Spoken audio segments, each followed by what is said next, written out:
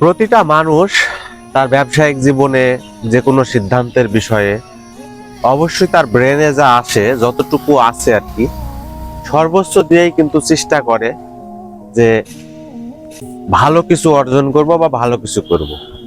তো এর মাঝে অনেকেরই কিন্তু ভুল ত্রুটি হয়ে যায়, ব্যবসায় লস হয়ে যায়।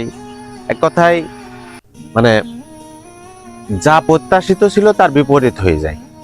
তো এই ক্ষেত্রে অনেক সময় নিজেকে দায়ভার দেয় নিজের উপরে, আমার কপালের দোষ বা আমার দ্বারা কিছু হবে না, এই ভুলটা করে ফেললাম, মানে নিজে একটু অনুশোচনায় ভুগে।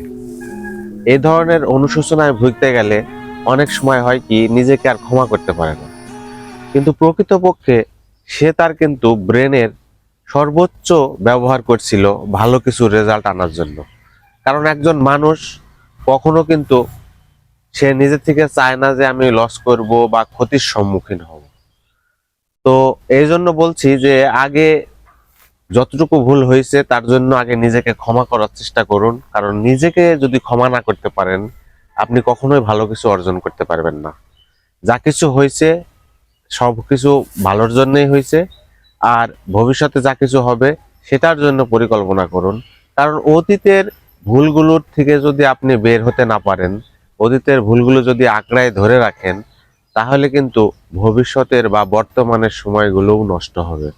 তাই অবশ্যই অতীতে যা হয়েছে তার জন্য নিজেকে আগে ক্ষমা করুন, নিজেকে ক্ষমা করতে চেষ্টা করুন। মানে নিজেকে যদি আপনি ক্ষমা না করতে পারেন, কোনো কিছুতেই ভালো কিছু অর্জন করতে পারবেন না। আশা করি বিষয়টা বুঝতে পেরেছেন।